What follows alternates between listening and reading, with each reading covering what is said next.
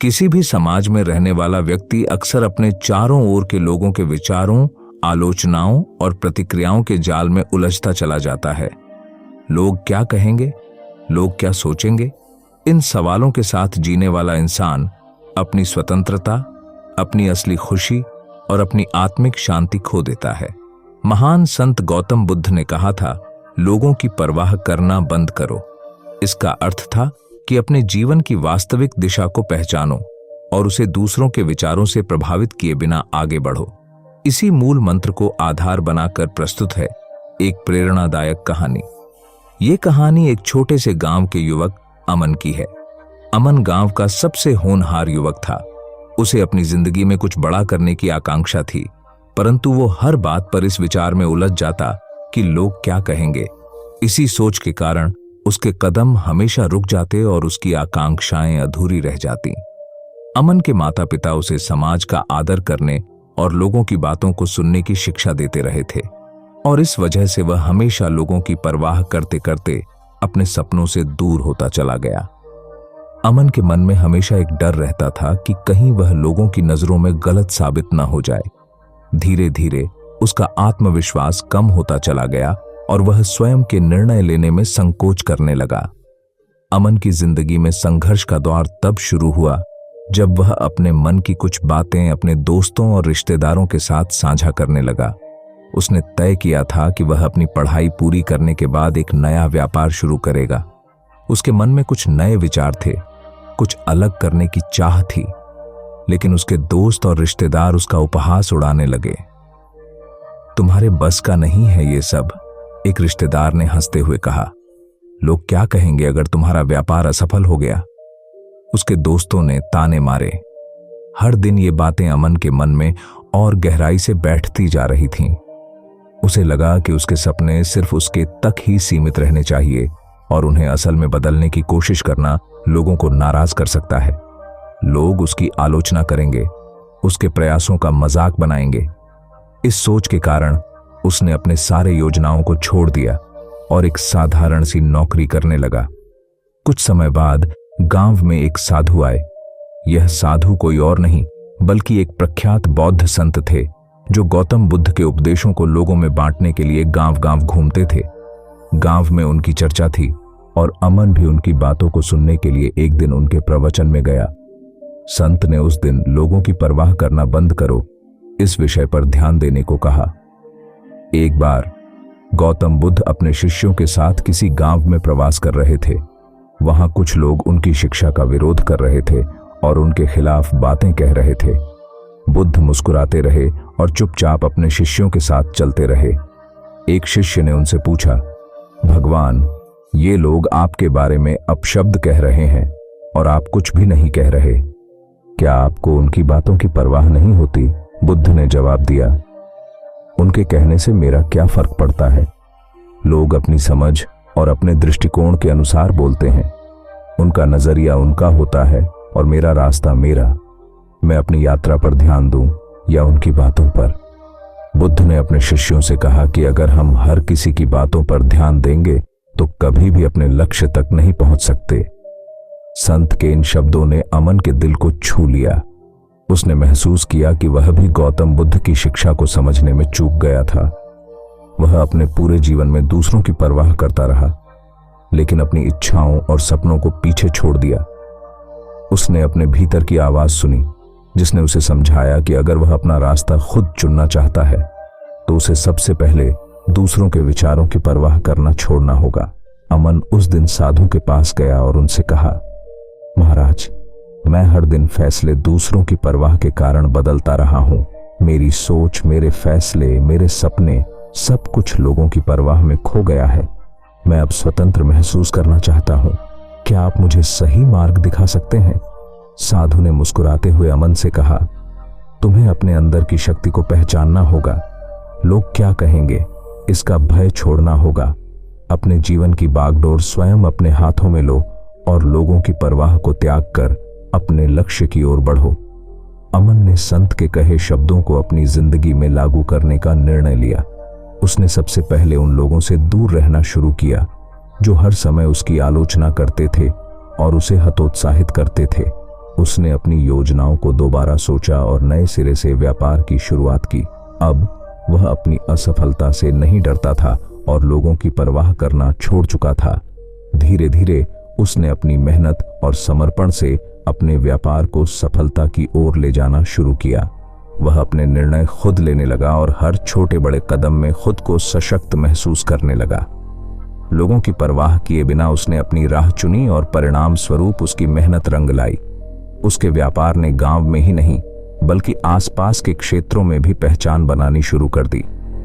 अमन की यह यात्रा उसे एक आत्मनिर्भर, साहसी और मजबूत व्यक्ति बना चुकी थी। वह अब दूसरों के विचारों से प्रभावित नहीं होता था और अपनी खुशी और आत्मसंतोष की ओर अग्रसर था। उसने समझ लिया था कि यदि हम हर समय लोगों की परवाह करते रहेंगे तो अपने असली जीवन को जी ही नहीं पाएंगे। गौतम बुद्ध के इस संदेश ने अमन की जिंदगी बदल दी थी और अब वह अपने अनुभवों से दूसरों को भी यही सिखाता था कि लोगों की परवाह करना बंद करो और अपने जीवन को अपनी शर्तों पर जीना शुरू करो। अमन की यह कहानी उस संदेश का प्रतीक है जिसे गौतम बुद्ध ने सदियों पहले हमें दिया था।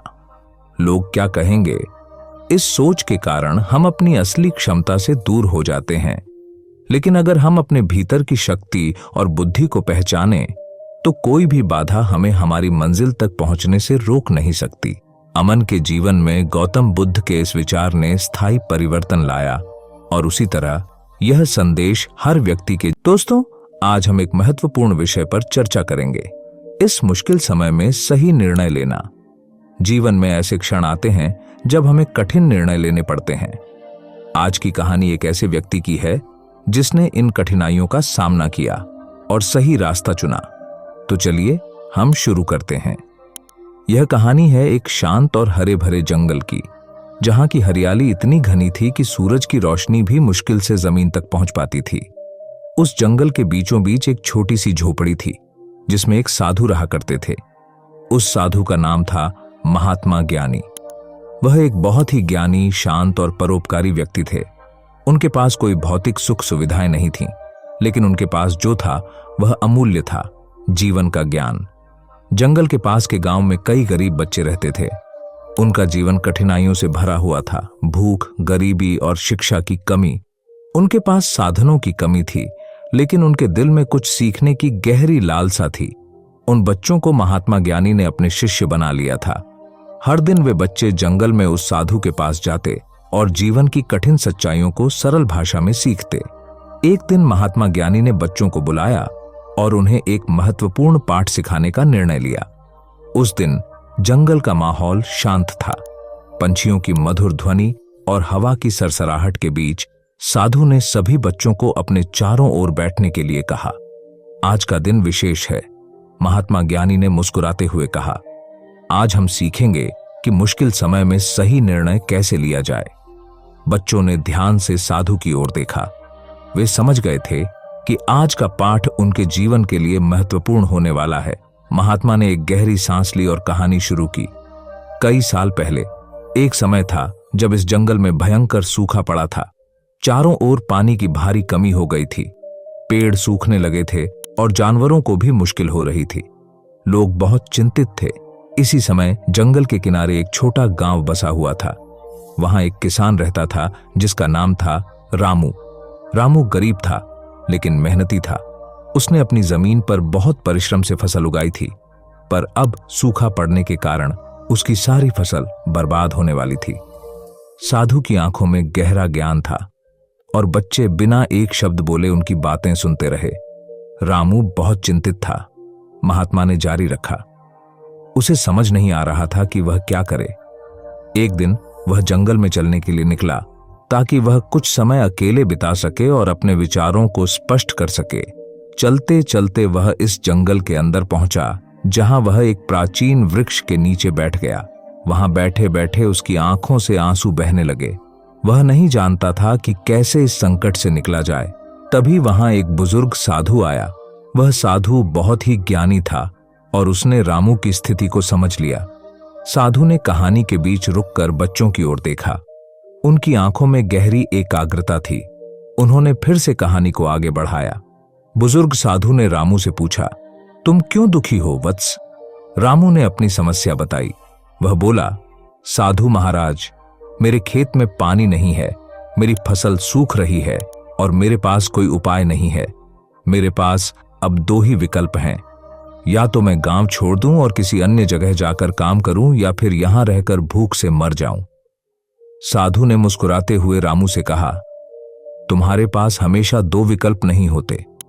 जब मुश्किल समय आता है तो हमें नए विकल्पों की तलाश करनी होती है, और कभी कभी वही विकल्प होते हैं जिन्हें हम देख नहीं पाते। रामू ने ध्यान से साधु की बात सुनी। साधु ने उसे एक कहानी सुनाई। कई साल पहले इस जंगल के पास एक और गांव था। उस गांव में भी सूखा पड़ा था। उस समय गांव के लोग बहुत घबराए हुए थे, लेकिन उनमें से एक व्यक्ति जिसका नाम था सुरेश, उसने हार नहीं मानी। उसने गांव के बाकी लोगों को इकट्ठा किया और एक योजना बनाई। उन्होंने पास के पहाड़ से एक छोटी नहर खोदने का निर्णय लिया, जिससे पानी गांव तक आ सके। साधु ने रामू की आंखों में देखा और कहा, वह नहर खोदने में समय लगा, लेकिन धीरे धीरे पानी गांव में आने लगा। लोगों की मेहनत रंग लाई और फसलें फिर से हरी भरी हो गईं। आज उस गांव के लोग उस कठिन समय को याद करते हैं, लेकिन गर्व से, क्योंकि उन्होंने हार नहीं मानी। रामू ने साधु की बातों से प्रेरणा ली। उसे समझ में आ गया कि मुश्किल समय में भागने या हार मानने का विकल्प नहीं है। समस्या से निपटने के लिए नए रास्ते ढूंढने पड़ते हैं। उसने तय किया कि वह गांव छोड़ने के बजाय अपने गांव के लोगों को इकट्ठा करेगा और पानी का नया स्रोत ढूंढेगा। रामू ने साधु से आशीर्वाद लिया और अपने गांव लौट आया। उसने गांव के बाकी किसानों को इकट्ठा किया और उन्हें अपनी योजना के बारे में बताया। पहले तो लोग संदेह में थे, लेकिन रामू ने अपने हौसले और विश्वास से सबको प्रेरित किया। वह साधु की कहानी को बार बार सुनाता और कहता, अगर हम मिलकर काम करें तो कुछ भी असंभव नहीं है। गांव के लोगों ने रामू का साथ दिया। उन्होंने मिलकर एक छोटी सी नहर खोदी, जिससे पहाड़ों का पानी उनके खेतों तक पहुंच सके। कई हफ्तों की मेहनत के बाद आखिरकार उनकी नहर तैयार हो गई और पानी उनके खेतों में बहने लगा। गांव के लोगों की खुशी का ठिकाना नहीं था। रामू का सही निर्णय और उसके हौसले ने गांव को तबाही से बचा लिया था। रामू ने उस साधु का धन्यवाद किया जिसने उसे सही रास्ता दिखाया था, और इसी तरह मुश्किल समय में सही निर्णय लेकर रामू ने अपने गांव को बचाया और अपने आप को एक सच्चा नेता साबित किया। महात्मा ज्ञानी ने कहानी समाप्त की और बच्चों की ओर देखा। सबकी आंखों में चमक थी, मानो उन्होंने जीवन का कोई बड़ा रहस्य जान लिया हो। साधु ने कहा, बच्चों, जब भी तुम मुश्किल समय में फंसो तो यह याद रखना कि समस्या से भागना समाधान नहीं है।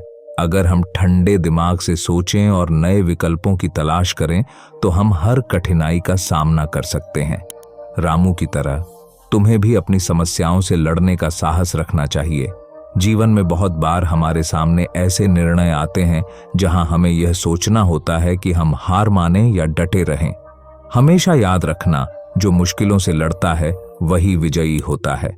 बच्चों ने उस दिन यह सीख लिया कि जीवन में कभी भी हार नहीं माननी चाहिए। मुश्किल समय में सही निर्णय लेने के लिए संयम, धैर्य और सूझबूझ जरूरी होती है। अगर आपको यह कहानी पसंद आई हो और इससे प्रेरणा मिली हो तो इसे लाइक करें और अपने दोस्तों के साथ शेयर करें। ऐसी ही और प्रेरणादायक कहानियों के लिए हमारे चैनल को सब्सक्राइब करना न भूलें। याद रखें, जीवन में हर चुनौती हमें एक नया सबक सिखाती है। अगली बार फिर मिलेंगे एक और प्रेरणादायक कहानी के साथ। धन्यवाद। नमस्कार दोस्तों, स्वागत है आपका हमारे YouTube चैनल पर, जहां हम आपके साथ प्रेरणादायक कहानियां और जीवन की अनमोल सीखें साझा करते हैं। आज की हमारी कहानी उन सभी के लिए है जो कभी न कभी अपने जीवन में कठिन समय का सामना कर चुके हैं और जो इस समय कठिनाई से गुजर रहे हैं। यह कहानी है महान संत गौतम बुद्ध की, जिन्होंने अपने जीवन के अनुभवों से हमें सिखाया कि बुरे समय से कैसे निपटा जाए और कैसे खुद को फिर से संभाला जाए। आइए शुरू करते हैं एक छोटी सी लेकिन गहरी सीख देने वाली गौतम बुद्ध की कहानी, जो आपके बुरे समय में आपका मार्गदर्शन करेगी।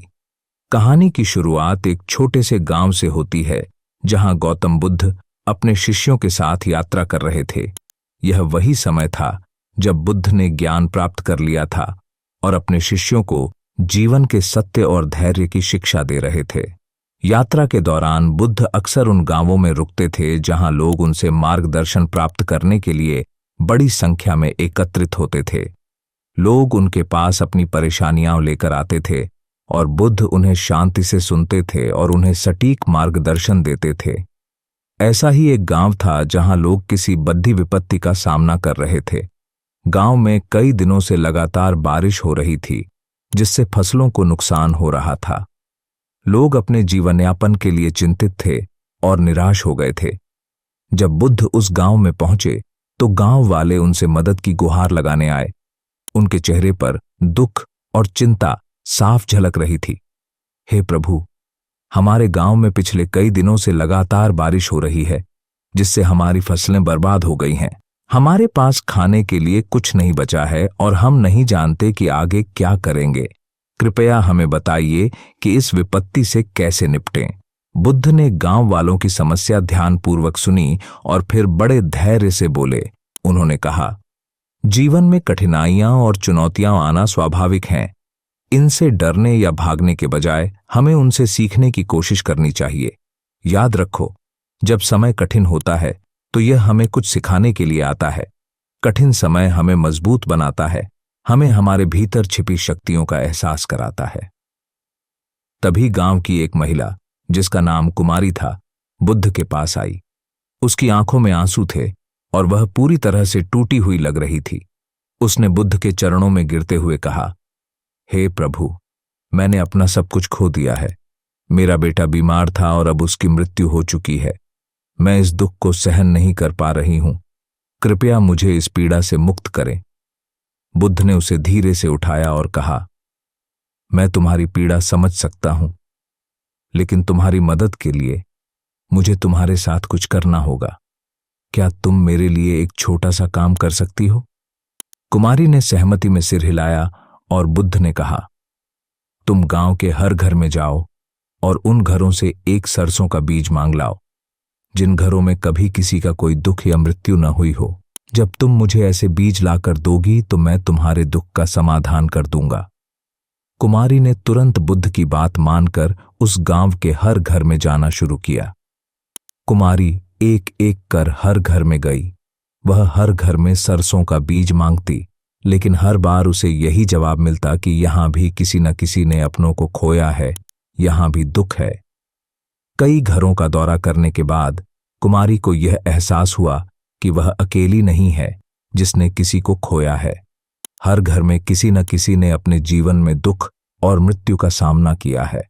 यह समझते ही कुमारी की आंखों से आंसू बहने लगे, लेकिन इस बार ये आंसू दुख के नहीं बल्कि आत्मज्ञान के थे।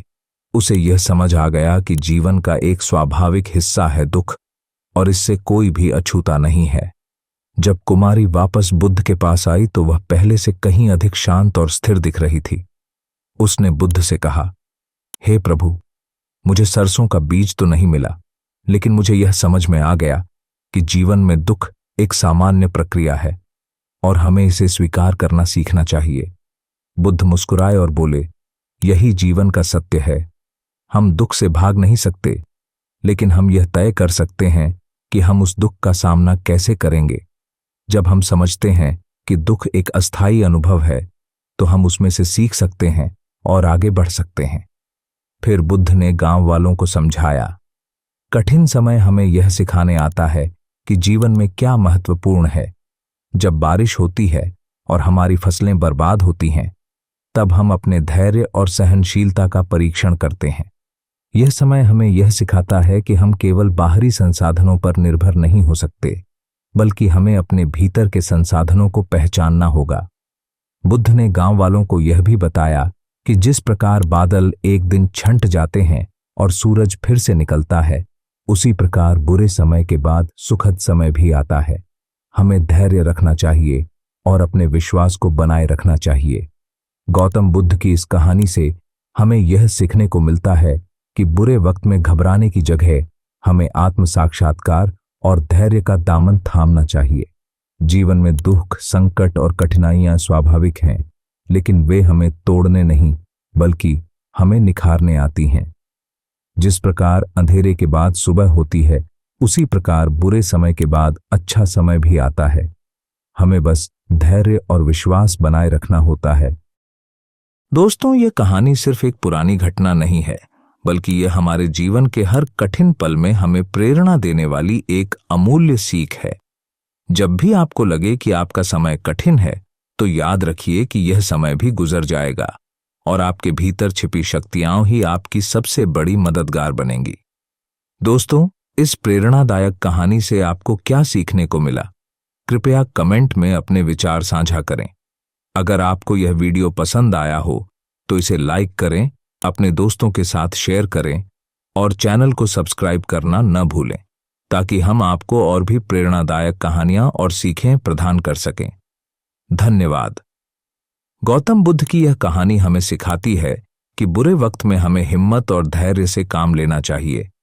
जीवन के कठिन समय हमें मजबूत बनाते हैं और हमें हमारे भीतर की अनमोल शक्तियों का एहसास कराते हैं।